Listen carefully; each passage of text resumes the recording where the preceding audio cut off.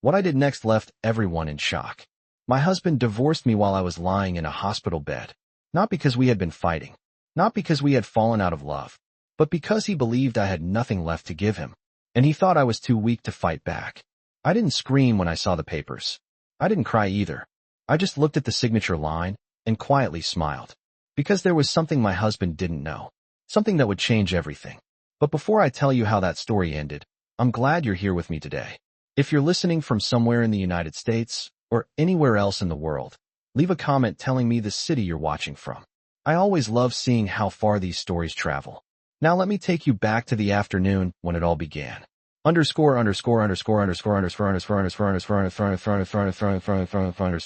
hospital room smelled faintly of antiseptic and plastic tubing.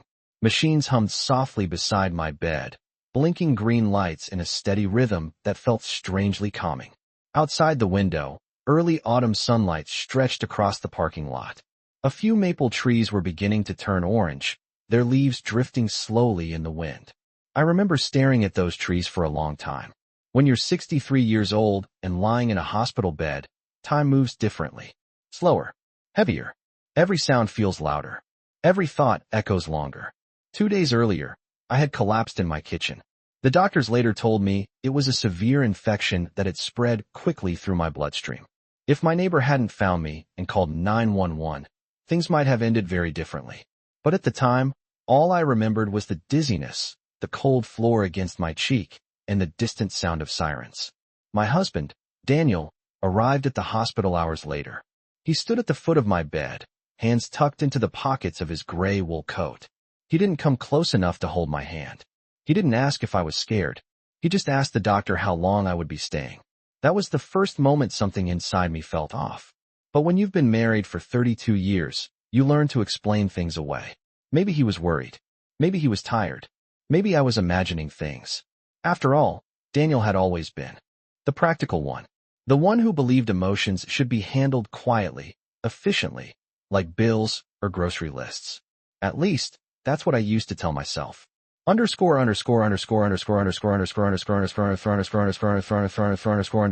afternoon, a nurse named Olivia came in to check my foreline. She was young, maybe 25, with dark curls pulled into a loose ponytail. She hummed softly while adjusting the drip. "You're healing faster than expected," she said kindly. "That's a good sign." I nodded. "I've had worse weeks," I joked. She smiled politely, then glanced at the clipboard at the end of my bed. "Has your husband been visiting much?" The question hung in the air longer than it should have. I hesitated. "He's busy," I said finally. Olivia didn't respond, but I noticed something flicker across her expression, something careful and restrained, as if she knew more than she was saying. But before I could ask, she finished checking the monitors and left the room. The door closed softly behind her. I remember thinking how strange hospitals were. You're surrounded by people every minute. Doctors, nurses, technicians, but somehow you've never felt more alone. An hour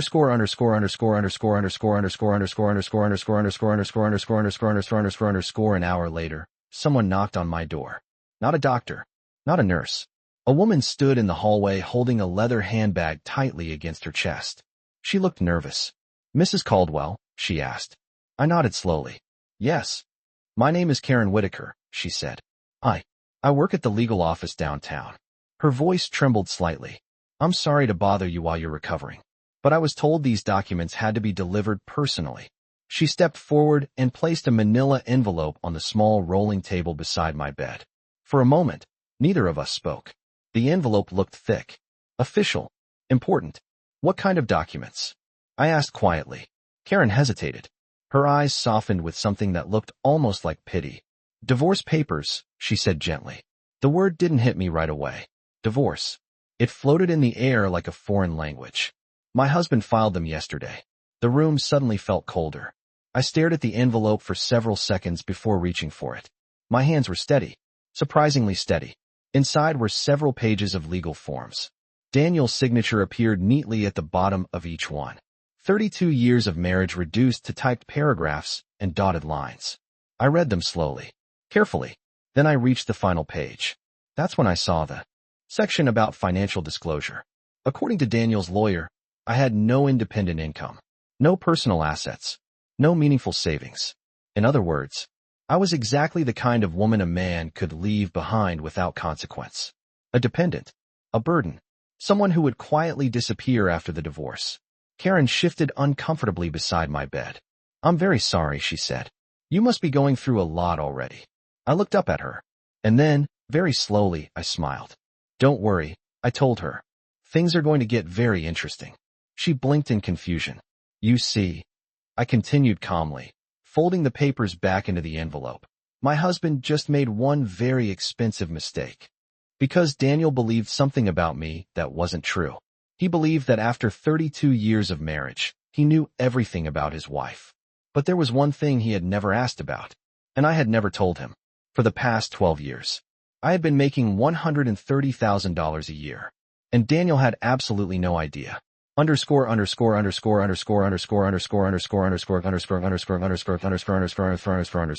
But the real surprise? That was still coming. And the moment my husband realized the truth, he went completely pale.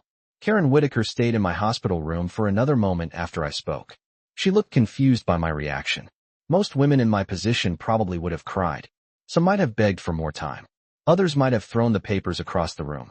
But I didn't do any of those things. Instead, I carefully slid the divorce documents back into the envelope and placed them on the small rolling table beside my bed. Karen cleared her throat gently.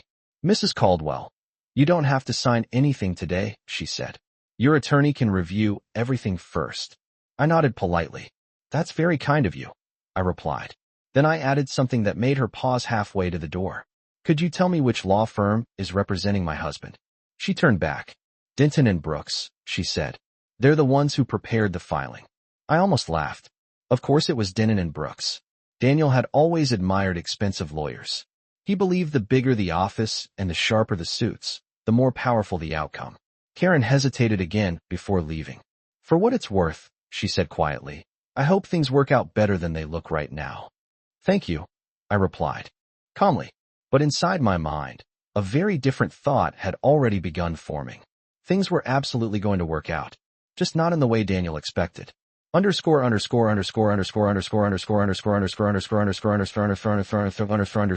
Karen left, the hospital room fell quiet again. The machines beside my bed continued their steady rhythm. Beep, beep, beep. I leaned back against the pillow and stared at the ceiling. 32 years of marriage. And Daniel thought I was financially helpless. That realization alone told me something important. He had never truly paid attention to my life. Not the real one. Because if he had, he would have known the truth. The truth began 12 years earlier. Back when I was 51. At the time, Daniel had just accepted a promotion at a regional construction company. The job required longer hours, frequent travel, and constant meetings with clients. He was proud of that job. And to be fair, he worked hard. But something changed during those years. Daniel slowly began treating our home less like a partnership and more like a place where his needs were automatically taken care of. Dinner appeared on the table. Laundry was folded. Bills were paid. Appointments were scheduled. All quietly. All efficiently. Just the way he liked it. Meanwhile, I had begun thinking about something else. For most of my life, I had worked small part-time jobs, bookkeeping, library assistants, clerical work. Nothing glamorous. Nothing that paid very much. But I had always been good with numbers. And I had always been curious. One evening, while Daniel was away on another business trip, I signed up for an online certification course in financial data analysis. I didn't tell him, not because I was hiding it, but because I knew exactly how the conversation would go. He would say something like, why bother with that now? Or isn't retirement only 10 years away anyway? So I simply studied quietly, night after night. The coursework was challenging. Sometimes I stayed up until 2 in the morning watching lectures, practicing spreadsheets, learning new software. After 6 months, I completed the certification. 3 months later, I took on my first freelance project. The pay was small, just a few $100s. But the client was satisfied. And then another project came. And another. Within 3 years, I had built a steady stream of remote consulting work analyzing financial records for small companies. By the time I turned 56, I was earning more than $70,000 a year. From home, Daniel never noticed. Not because the money wasn't real, but because I handled the finances in our house. All the accounts, all the payments, all the tax preparation. I simply placed my earnings into a separate investment portfolio under my own name. Carefully, legally, quietly, and over time, those earnings grew. 70,000 became 90. 90 became 110. Then eventually, $130,000 a year. All while Daniel continued believing I was just keeping busy with hobbies. Underscore back in the hospital room, I let out a slow breath. The envelope containing the divorce papers sat beside me. Daniel thought he was leaving behind a woman with no income, no financial independence, no leverage. But what he didn't realize was something far more interesting. Over 12 years of steady work and careful investments, I had built something far larger than a salary. And when my husband finally discovered that truth, the look on his face would be something I would never forget. But the first real sign that Daniel had made a terrible mistake was about to walk through my hospital door. The knock on my hospital door came just as the afternoon light began fading from the window. 3 soft taps. I expected another nurse. Maybe Olivia coming back to check my foregut. But when the door opened, the person standing in the hallway wasn't a nurse. It was Daniel. My husband stepped into the room slowly, holding his car keys in one hand. His gray coat was still on, and he looked like he had just come straight from work. For a moment, neither of us spoke. He glanced briefly at the machines beside my bed, then at the envelope resting on the small rolling table. His eyes lingered on it. He already knew. Of course he did. I see they delivered the papers, he said finally. His voice was calm, almost casual, as if we were discussing something simple, like renewing an insurance policy. Yes, I replied quietly. They arrived about an hour ago. Daniel nodded once and pulled the visitor chair a few inches closer to the bed. But he didn't sit down. Instead, he stood there with his arms crossed. You should understand something, he said. This isn't personal. I almost smiled. 32 years of marriage, and that was the first sentence he chose. This is about reality, he continued. Our lives are going in different directions. Different directions. The words sounded strange considering I was lying in a hospital bed while he was standing perfectly healthy in front of me. Still, I didn't interrupt him. I've been carrying most of the financial responsibility for this household for a long time, Daniel said. And I'm getting older too. He paused, as if expecting me to argue. But I didn't. You deserve someone who can take care of you properly, he added. And honestly, I don't think that person is me anymore. That explanation might have sounded noble to someone who didn't know Daniel. But I did. I knew what he was really saying. He believed I had become a liability, a sick wife, a financial burden, someone who might need long-term care, expensive care. And Daniel had decided he didn't want to be responsible for that future. So instead of waiting, he had moved first. Quickly, efficiently, just like the business decisions he made at work. I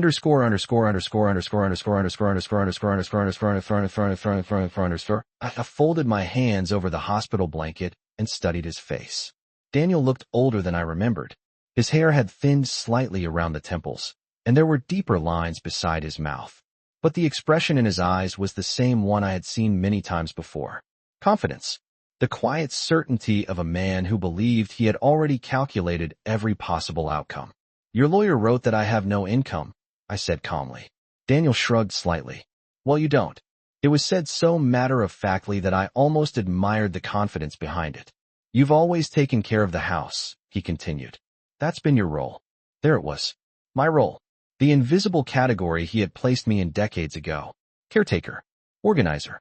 Support system. But never equal partner. And what about the house? I asked.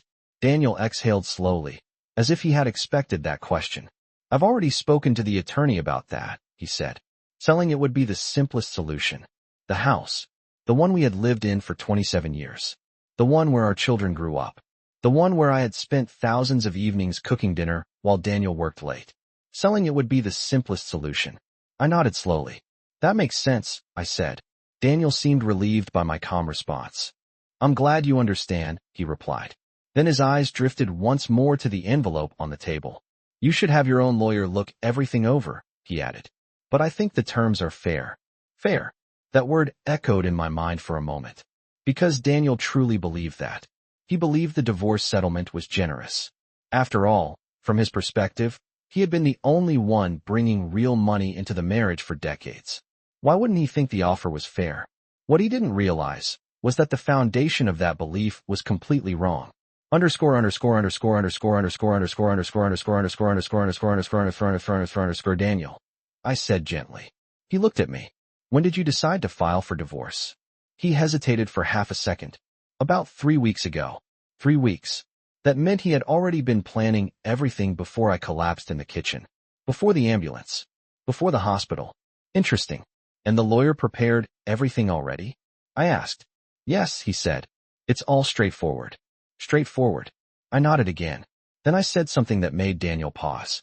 I suppose you reviewed all the financial records before filing. His eyebrows tightened slightly. Of course, he replied. I had to provide documentation. I studied his expression carefully. Because the next question mattered. Did you review every account? I asked. Daniel frowned. What do you mean? I tilted my head slightly. All the financial accounts.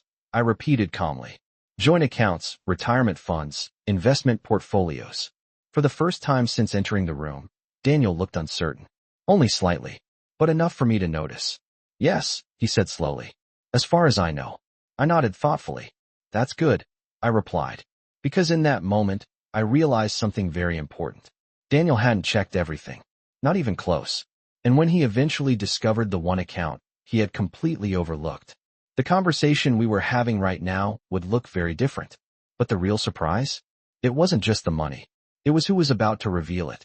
Daniel shifted his weight slightly beside the hospital bed. For the first time since he had walked into the room, he didn't look completely confident anymore. It wasn't fear. Not yet. But it was the kind of small hesitation that appears when someone realizes a conversation is not going exactly the way they expected. What account are you talking about? He asked. His tone was still controlled, but sharper now. I didn't answer right away. Instead, I reached for the glass of water beside the bed and took a slow sip. The hospital room remained quiet except for the steady rhythm of the monitor.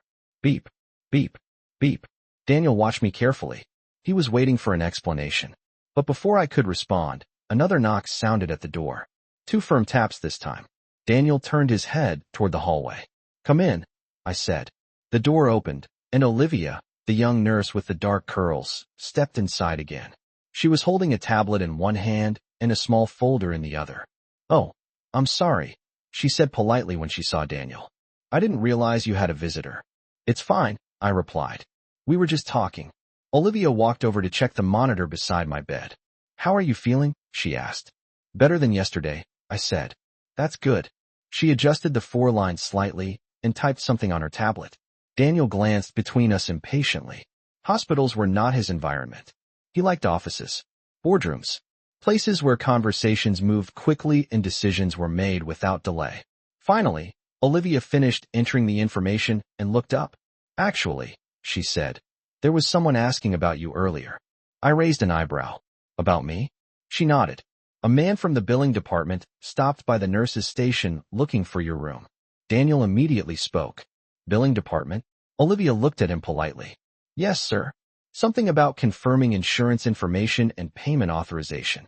I almost laughed. Of course. Hospitals never waited long before discussing money.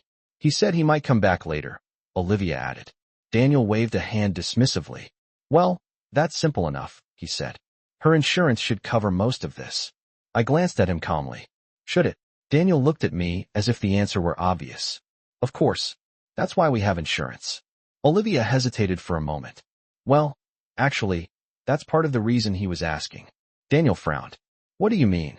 She shifted slightly, clearly trying to choose her words carefully. The policy listed in the file doesn't appear to be the primary coverage. Daniel blinked. What? Olivia glanced at me. Mrs. Caldwell has a secondary insurance policy listed, she explained. Daniel turned toward me slowly. A second policy? He asked. Yes, I said. His forehead creased. Since when? Oh, quite a while, I replied. Olivia continued explaining. The billing department just wanted to confirm which policy should be billed first. Daniel looked irritated now. Well, obviously the main household policy should be first, he said. That's through my employer. Olivia nodded politely. That's what we thought too at first, she said. But the secondary policy actually lists higher coverage limits. Daniel stared at her. Higher? Yes, sir. She glanced down at the tablet again. And it appears to be under Mrs. Caldwell's own professional benefits plan. Daniel turned back toward me. His expression had changed again. This time there was real confusion. What professional plan? He asked. I met his eyes calmly. The one connected to my work. Daniel frowned harder. What work? For a brief moment, Olivia looked like she had just realized she had walked into the middle of a very uncomfortable conversation. Oh, I'm sorry, she said quickly. I assumed you already knew. Knew what? Daniel asked. She hesitated again. That Mrs. Caldwell works as a financial data consultant. The silence that followed felt heavier than anything that had happened in the room so far. Daniel didn't move. Didn't blink. He simply stared at me. A consultant? He repeated slowly. Yes, Olivia said. It's listed on the insurance documentation. Daniel's voice dropped. You work? I tilted my head slightly. Yes. His eyes narrowed. Since when? I folded my hands calmly on top of the blanket. About 12 years. Daniel looked like someone had just spoken to him in a language he didn't understand. 12 years, he said. Yes. His jaw tightened. And you never mentioned this? I gave a small shrug. You never asked. The words landed harder than I expected. Daniel's face flushed slightly. That's not the point, he snapped. Then what is the point? I asked quietly. He opened his mouth, but nothing came out. Because suddenly the picture he had built in his mind, the one where he was the only person financially supporting our life, was beginning to crack. And we had only just started talking about the truth. What Daniel still didn't know was that the insurance policy Olivia had mentioned was actually the smallest part of the story. The real numbers? Those were going to be much harder for him to hear. Daniel didn't say anything for several seconds. He simply stared at me, as if waiting for someone to explain that what he had just heard was a mistake. Olivia shifted awkwardly beside the bed. I'll come back later to finish the paperwork, she said quietly. Neither of us stopped her. The door closed behind her, and the room returned to silence. Daniel finally pulled the chair closer and sat down heavily. A financial consultant? He repeated. His voice was lower now, less certain. Yes, I said calmly. Daniel rubbed his forehead slowly, as if trying to organize his thoughts. What kind of consulting? Financial data analysis, I explained. Mostly for small companies that need help reviewing their records, budgets, or investment reports. He shook his head slightly. That doesn't make any sense. I waited. You're telling me you've had a job for 12 years, he continued, and I never noticed? I gave a small smile. You noticed plenty of things, Daniel. His eyes narrowed. Like what? Dinner on the table every evening, I said. The house clean. The bills paid. Your travel schedules organized. All the tax documents ready every April. He didn't respond. Because we both knew those things were true. For 3 decades, I had quietly managed everything inside our home. Daniel had simply assumed that was all I did. So when exactly were you working? He asked finally. At night mostly, I replied. And sometimes during the day when you were traveling. He leaned back in the chair, clearly struggling to process the information. That still doesn't explain the insurance, he said. The professional benefits plan Olivia mentioned. I nodded. That comes through the consulting network I work with. They offer coverage to independent analysts once you reach a certain level of yearly contracts. Daniel stared at the floor for a moment. Then he looked up again. How much? The question came out sharper than he intended. How much what? I asked. How much money have you actually been making from this? I could see the tension building in his shoulders. The quiet confidence he had walked into the room with earlier was fading.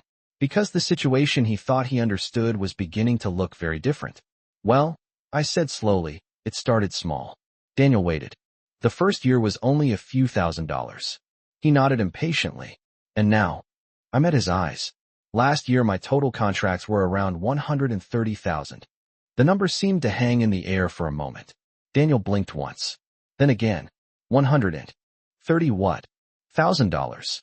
His mouth opened slightly, but no sound came out. For the first time since I had known him, Daniel looked completely stunned. That's not possible, he said finally. It is, I replied gently. You're telling me you've been making that kind of money from home? Yes. For how long? About 4 years at that level. Daniel leaned forward, elbows resting on his knees. His voice dropped to almost a whisper. And where exactly is that money now? I expected that question. Daniel had always been very focused on numbers. Balances. Assets. Accounts. So I answered him honestly. Invested. His eyes lifted again. In what?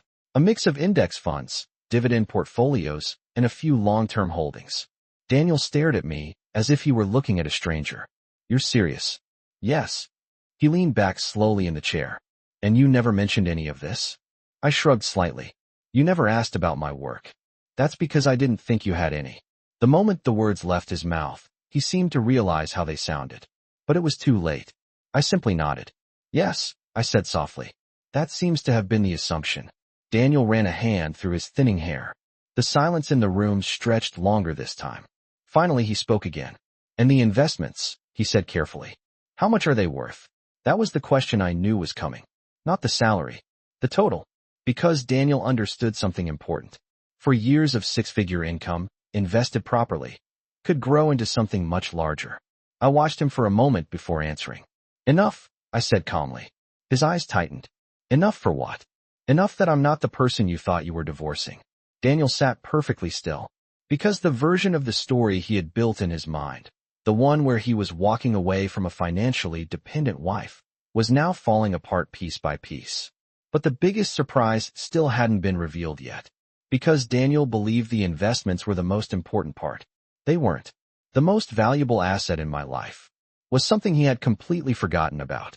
And very soon, someone else was going to remind him. Daniel didn't speak for a long time after that. He just sat in the chair beside my hospital bed, staring at the floor as if the pattern on the tiles might somehow help him make sense of everything he had just heard. $130,000 a year. Investments. Accounts he didn't know about. None of that fit the picture he had been carrying in his mind. Finally, he looked up again. How much? He asked. His voice was quieter now, less confident than before. I knew exactly what he meant. Daniel, I said calmly. Right now that number isn't really the important part. It is to me, he replied quickly. Of course it was. Daniel had always believed that money explained everything. Security, power, control. If he knew the numbers, he could understand the situation. Or at least that's what he believed. So I answered him, just not the way he expected. Let's just say the investments are comfortable, I said. His eyes narrowed slightly. Comfortable isn't a number. No, I agreed. It isn't. Daniel leaned forward again, elbows on his knees. So what are we talking about here? He asked. 200,000? 3. I didn't answer. That silence made him more nervous than any number could have. 500,000, he tried again. Still nothing. Now the tension in the room had completely changed. Earlier, Daniel had walked in thinking he was the one holding all the information. Now he was the one asking questions. And that made him uncomfortable. You've been investing for 12 years, he said slowly. Even at modest returns that could be. He stopped mid-sentence. His eyes lifted slowly toward me. Wait. The calculation was finally happening in his head. You said your income only reached six figures 4 years ago, he continued. That's right. But you started the consulting work 12 years ago. Yes. Daniel leaned back again. And you invested all of it. Most of it. Another long silence followed. Then he said something that surprised me. Why? I raised an eyebrow. Why what? Why didn't you ever tell me about any of this? The question sounded less accusing than before. More confused. More honest. I considered the answer for a moment. Because it didn't seem important to you, I said. Daniel frowned. That's not true, isn't it? I asked gently. He hesitated. You were always busy with work, I continued. And when you came home, the conversations were usually about your projects, your clients, your promotions. Daniel didn't interrupt. You never asked what I was working on, I added. You never asked how my day was. That's not fair, he muttered. But even he didn't sound convinced. I'm not saying you meant to ignore it, I said calmly. But over time, it became easier just to keep my work separate. Daniel rubbed his temples. This is insane, he murmured. The man who had walked into the room earlier believing he understood his entire marriage was now realizing how much of it he had missed. But the truth still wasn't finished unfolding. Not even close. Underscore a few minutes later, another knock sounded at the door. Daniel glanced up immediately. Come in, I said. The door opened, and a man in a navy suit stepped into the room. He looked to be in his late 40s, carrying a thin black briefcase. His expression was professional but polite. Mrs. Caldwell, he asked. Yes. My name is Mark Ellison, he said. I'm sorry to disturb you while you're recovering. Daniel looked between us. Who is this? He asked. I gestured toward the visitor chair on the other side of the room. Mark is my attorney. Daniel blinked. Your attorney? Yes. Mark nodded politely toward Daniel. You must be Mr. Caldwell, he said. Daniel straightened slightly. Yes. I represent Mrs. Caldwell regarding her financial and legal interests, Mark continued calmly. Daniel's confusion deepened. I didn't know she had an attorney. Mark gave a small professional smile. Most independent consultants eventually hire one. Daniel looked back at me. When did this happen? Oh, I said lightly. About 6 years ago. Daniel exhaled slowly. Of course. Another detail he hadn't known. Mark placed his briefcase on the small table beside my bed and opened it carefully. I understand divorce papers were delivered earlier today, he said. That's right, I replied. He nodded. I've already reviewed the filing from Denton and Brooks. Daniel's eyes lifted quickly. You've seen them already? Yes. Mark slid a thin folder from his briefcase. And there are several details in that filing that will need to be corrected. Daniel frowned. What kind of details? Mark looked directly at him. The financial disclosures, he said calmly. Daniel's jaw tightened. What about them? Mark closed the folder and rested his hands on top of it. They appear to assume that Mrs. Caldwell has no independent assets. Daniel shifted in his chair. Well, that's what the paperwork shows. Mark nodded once. Yes. Then he said, something that made the room go very quiet. That assumption is extremely inaccurate. Daniel didn't react immediately to Mark's words.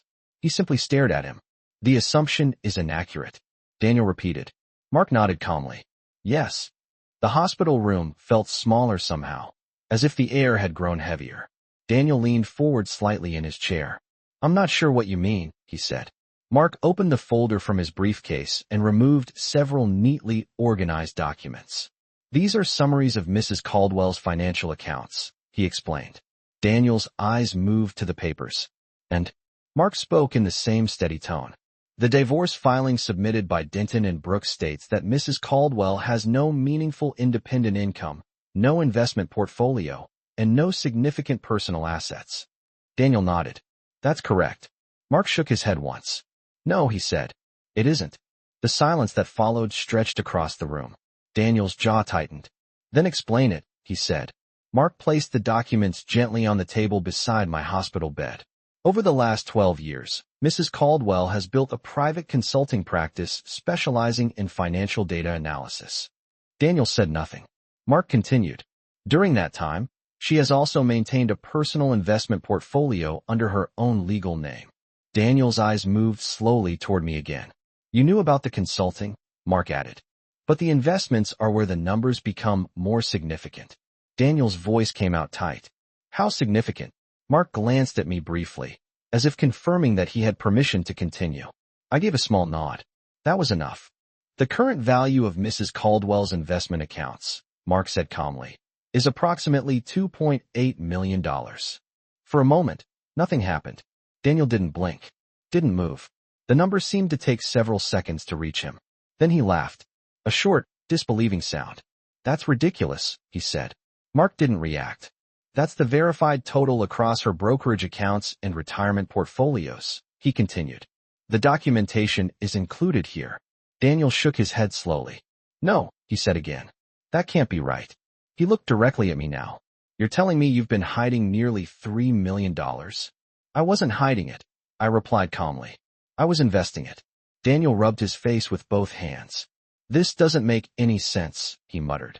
But Mark wasn't finished. And that number does not include several other assets, he added. Daniel's head snapped up again. What other assets? Mark closed the folder gently. The primary residence, he said. Daniel frowned. The house. Yes. Daniel leaned back. Well, obviously the house is an asset. That's why I suggested selling it. Mark nodded slightly. I understand. Then he said something that changed Daniel's expression completely. But the property is not jointly owned. Daniel blinked. What? Mark repeated the statement calmly. The house is not a joint marital asset. Daniel stared at him. That's impossible. It isn't, Mark replied. Daniel turned toward me again. What is he talking about? I held his gaze. Do you remember when we refinanced the house 8 years ago? I asked. Daniel frowned as he searched his memory. Yeah, I remember the refinancing. You were traveling that week, I continued. So I handled most of the paperwork. Daniel's eyes narrowed. So the property title was adjusted during that process. Daniel looked back at Mark. Adjusted how? Mark answered him directly. The property is currently registered solely under Mrs. Caldwell's name. Daniel froze. For several seconds, he didn't say a word. Then he shook his head again. No, he looked at me. You're telling me the house isn't mine? I'm saying the title is in my name, I replied. That's the legal record. Daniel stood up suddenly from the chair. This is insane, he said.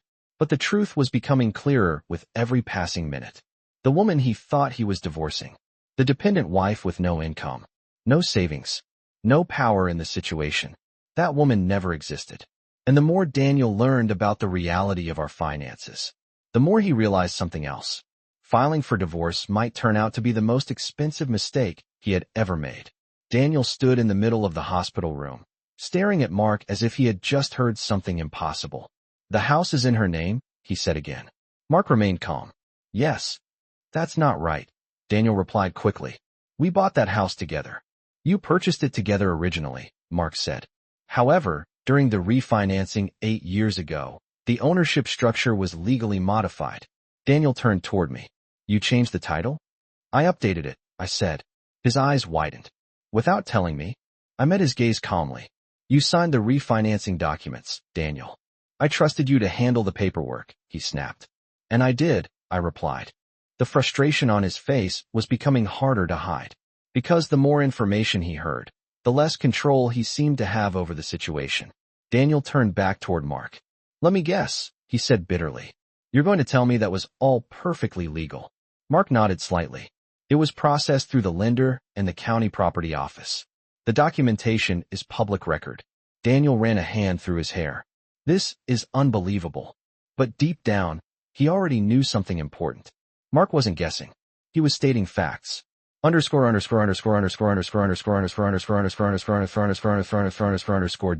began pacing slowly across the room.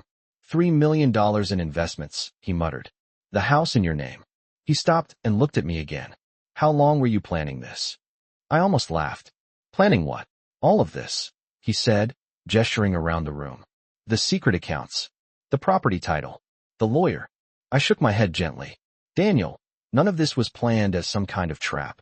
Then why didn't you tell me? He demanded. That question keeps coming up, I replied quietly. Daniel stared at me. Because it's the obvious one. I nodded. Yes, it is. Then I explained something that seemed to surprise him even more than the money. At the beginning, there wasn't anything to tell, I said. My consulting work started small. Daniel crossed his arms. You were still making money. A few $100s at first. He didn't respond. And by the time it became something significant, I continued. Our conversations had already changed. Daniel frowned. What does that mean? It means we stopped talking about our lives. The words hung quietly in the room. You talked about your job, I said. Your projects. Your promotions. Your travel. And I listened. Daniel looked away for a moment. But you never asked about my work. That's not true, he muttered. Think about it, I said gently. Daniel didn't answer. Because we both knew he couldn't remember a single time he had asked. The silence stretched again. Finally he spoke. So all this time, you were building your own financial life. Yes. And I didn't know. No. Daniel looked toward Mark again. So what happens now? Mark answered without hesitation. Now the divorce filing will need to be amended. Daniel frowned. Amended how? The financial disclosures must include Mrs. Caldwell's assets. Mark explained. Daniel exhaled slowly. And what does that mean for the settlement? Mark spoke calmly. That depends on several factors. Daniel's eyes narrowed. Such as the fact that the marital home is not considered a joint asset, Mark said. Daniel clenched his jaw. And the investments? Those accounts were established and maintained solely by Mrs. Caldwell. Daniel let out a short breath. You're telling me none of that money belongs to the marriage? Mark chose his words carefully. The majority of those funds appear to be separate property. Daniel looked stunned again. But we've been married for 32 years. That's correct. Then how can the money not be shared? Mark answered simply. Because it was earned through independent contracts and placed into individually registered accounts. Daniel looked back at me slowly. So let me get this straight. I waited. You have millions of dollars. Yes. You own the house. Yes. And you have your own attorney. Yes. Daniel stared at me for several seconds. Then he said something much quieter than before. I thought you needed me. The words didn't sound angry anymore. They sounded confused, almost disappointed. I looked at him calmly. I needed you as my husband, I said. But I never needed you as my survival plan. Daniel sat down again in the chair. For the first time since he had entered the hospital room, he looked genuinely unsure of himself. Because the situation he thought he controlled had completely reversed. And the biggest problem for Daniel? We still hadn't discussed the one detail that would make the entire divorce filing look even worse. A detail that had been quietly waiting in Mark's folder the whole time. Daniel remained silent in the chair for a long moment. The confidence he had walked into the hospital room with earlier was gone now. In its place was something very different. Uncertainty. He leaned forward slowly, resting his elbows on his knees again.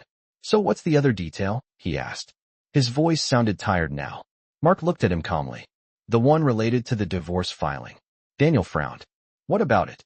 Mark opened his folder again and slid out another document.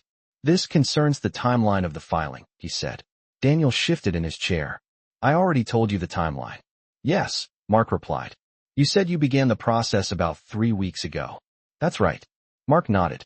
And the official filing date was 2 days ago. Daniel crossed his arms. So, Mark placed the document on the table beside my bed. The issue isn't the filing date, he said. It's the circumstances surrounding it. Daniel's eyes narrowed slightly. I'm not sure what you're getting at. Mark spoke in the same calm, professional tone. Mrs. Caldwell was admitted to the hospital 2 days ago as well. Daniel shrugged. That's just coincidence. Perhaps, Mark replied. But the filing was submitted within hours of her hospitalization. Daniel's voice sharpened. And Mark looked directly at him. In situations like this, courts often review whether a spouse attempted to avoid potential financial or medical responsibility. Daniel's posture stiffened. That's ridiculous. Mark didn't argue. I'm simply explaining how it may appear. Daniel stood up again, clearly irritated. You're trying to make it sound like I abandoned my wife in a hospital bed. No, Mark said calmly. I'm explaining that the timing may raise questions. Daniel looked at me again. You actually believe this? He asked. I answered honestly. I think the timing is interesting. Daniel let out a frustrated breath. This is unbelievable. But Mark wasn't finished yet. There's also another factor the court may consider. Daniel shook his head. What now? The length of the marriage, Mark said. 32 years. Daniel's expression tightened. So what? In long-term marriages, Mark continued, courts often evaluate whether one spouse relied on the other for stability and support. Daniel laughed bitterly. Apparently, she didn't rely on me for anything. Mark gave a small nod. That's becoming clear.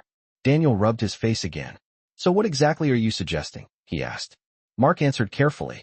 I'm suggesting that once the financial disclosures are corrected, the divorce filing will likely need to be restructured.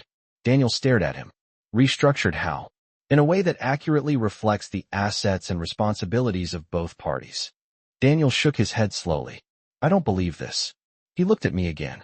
You really build all of this without ever telling me. Yes. And now you're going to use it against me in court? I sighed quietly. Daniel, you filed for divorce. The words landed harder than anything else that had been said. He looked down at the floor again. For the first time since the conversation started, he didn't seem angry. Just overwhelmed.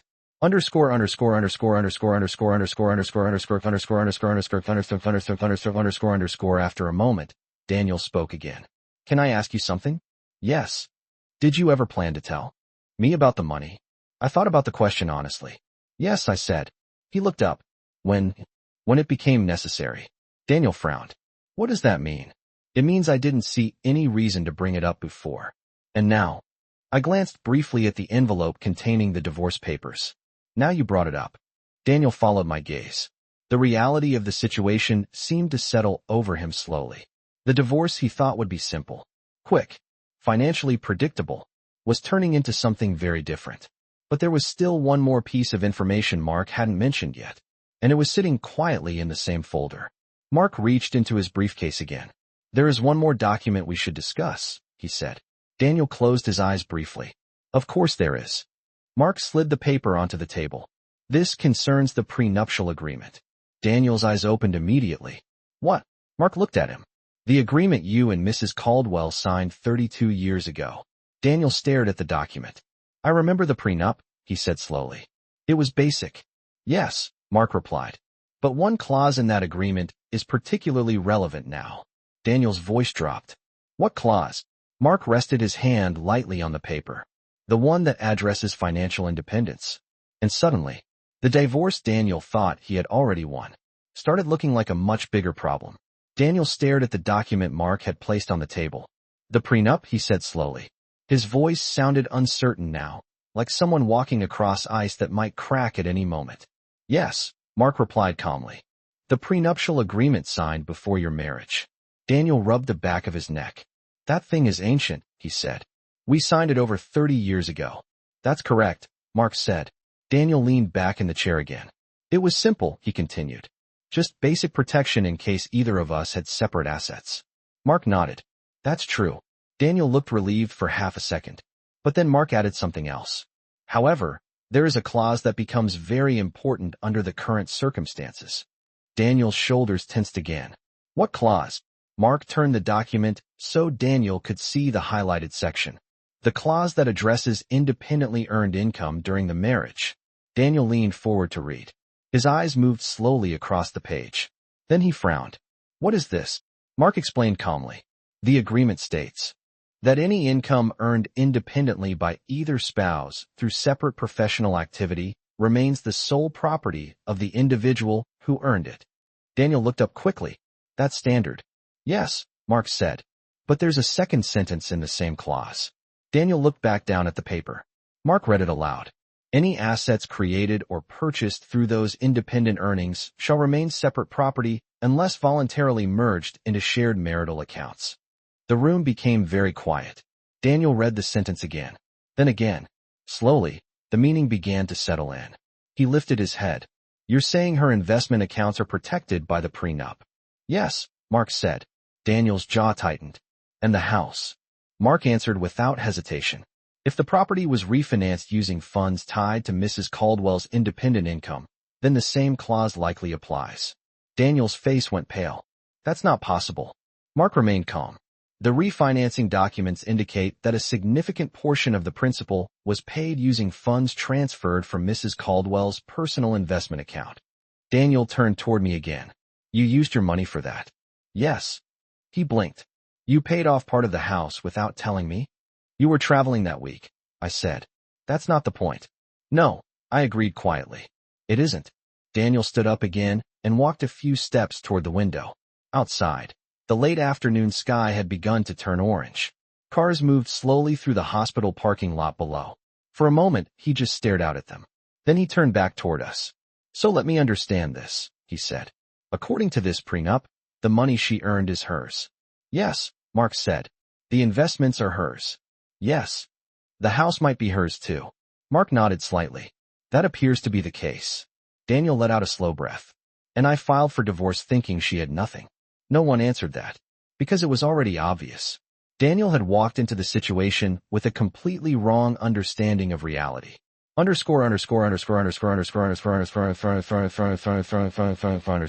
He sat down again, looking far more tired than before.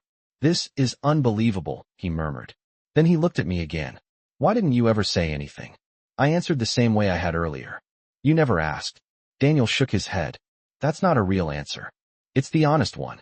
Another silence filled the room. Mark finally spoke again. There's one more practical matter we should address. Daniel groaned quietly. Of course there is. Mark remained polite. The divorce filing itself. Daniel looked up. What about it? Given the incorrect financial disclosures, the current filing will almost certainly need to be withdrawn or amended. Daniel frowned. And if it isn't? Mark answered simply. Then the court may question the accuracy of the financial statements submitted by your attorney. Daniel stared at him. You're telling me this could turn into a legal mess? It could become complicated, Mark said carefully. Daniel rubbed his face again. Earlier that day, he had believed the divorce would be quick. Simple paperwork. A clean separation. Now he was sitting in a hospital room realizing the situation was far more complex than he imagined. But the biggest realization hadn't fully reached him yet. He looked back at me slowly. There's something I still don't understand, he said. What's that? I asked. If you had all of this, he gestured vaguely toward the folder. The money. The investments. The house. Yes. Then why stay married to me? The question hung quietly in the room.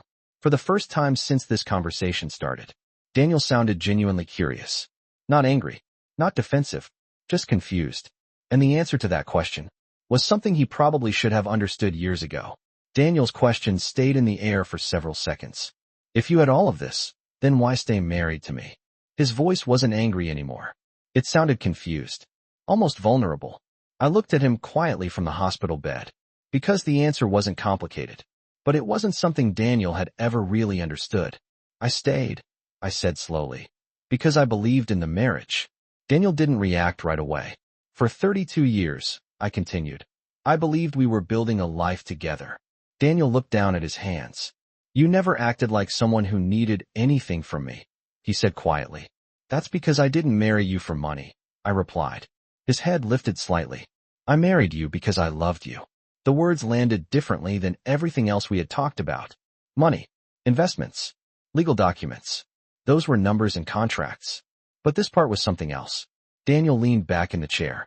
I thought, he began, then stopped. You thought what? I asked. I thought you depended on me, he said finally. I nodded gently. In some ways I did. Daniel looked confused. Again. But not financially, I added. I depended on you as my partner. He didn't say anything. For years, I believed we were a team. I continued. You handled your career. I handled the home. And quietly, I built something of my own too. Daniel looked up again. So why didn't you ever tell me once it became successful? Because success wasn't the point, I said. He frowned slightly. Then what was? Security, I replied. Daniel's eyebrows tightened. Security from what? From uncertainty. The hospital monitor continued its slow rhythm beside the bed. Beep, beep, beep. I grew up watching my mother struggle after my father passed away, I explained. She had no income of her own. No savings. No investments. Daniel listened quietly. She spent the rest of her life depending on other people's kindness. I paused. I promised myself that would never happen to me. Daniel nodded slowly. So you built your own safety net? Yes. And you never told me. No, why? I looked at him calmly. Because I never thought I would need it. Daniel blinked. What do you mean? I never expected my husband to divorce me while I was lying in a hospital bed. The words were gentle, but they carried weight. Daniel looked away immediately. For the first time that afternoon, he seemed genuinely ashamed.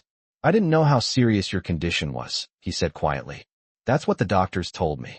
But you filed the paperwork before you even came to see me, I replied. Daniel didn't answer. Because that part was true. The divorce filing had happened quickly, almost urgently, as if he had been racing against something.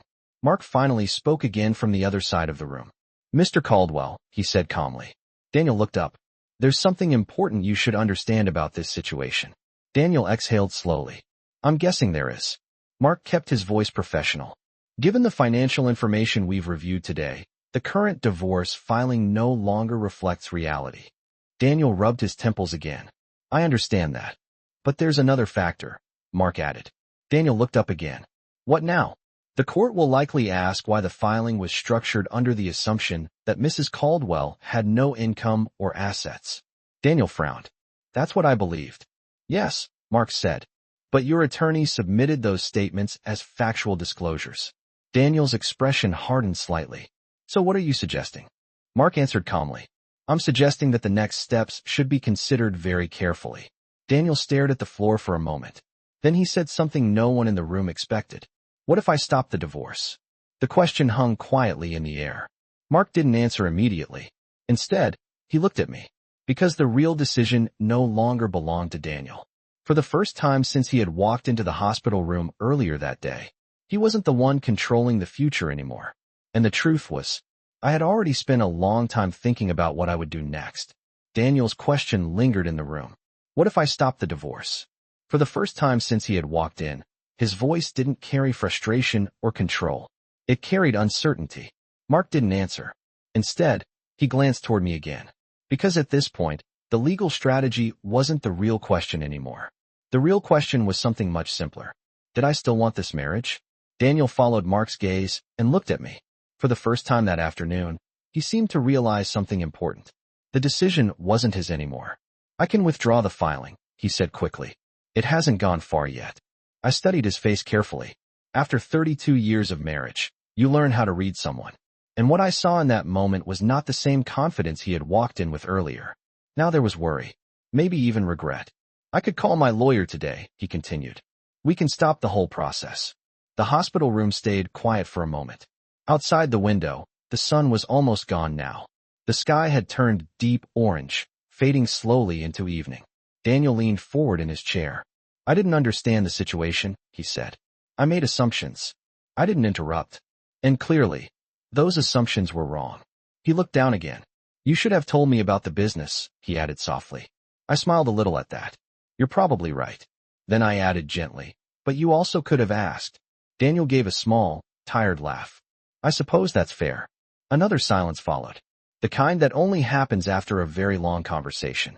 Finally, Mark spoke. If you're considering withdrawing the divorce filing, he said carefully, that is legally possible. Daniel nodded. That's what I want to do. But Mark continued. However, it's important to understand something. Daniel looked up again. What? The decision ultimately belongs to Mrs. Caldwell. Daniel turned back toward me. The weight of that sentence seemed to land on him slowly. For most of our marriage, Daniel had been the one making the final decisions. Where we moved, what we bought, what plans we made. But this moment was different. Now he was waiting for my answer. I took a slow breath. Daniel, I said quietly. Yes. I stayed married to you for 32 years because I believed in what we had. He nodded slowly. I know that now. But something changed, I continued. His shoulders stiffened slightly. When you filed for divorce while I was lying in this hospital bed, something inside me shifted. Daniel looked down again. I didn't think it would hurt you that much. I gave him a calm look. It wasn't the divorce papers that hurt. He frowned slightly. Then what was it? The timing. Daniel swallowed. You were sick, he said quietly. Yes. And instead of asking how I was doing, you were asking a lawyer how quickly you could leave. The words weren't angry. They were simply honest. Daniel rubbed his hands together slowly. I see that now, he admitted. The hospital monitor beside me continued its steady rhythm. Beep, beep, beep. After a moment, I spoke again. You asked me earlier why I stayed married to you even though I didn't need the money. Daniel nodded. Yes. The answer was simple, I said. Because I believed in loyalty. Daniel's eyes lifted slightly. And I believed in patience. He listened quietly. And I believe that when two people promise to build a life together, they mean it. Daniel didn't move. But today, I continued softly. I learned something important. What? He asked. Security isn't just financial.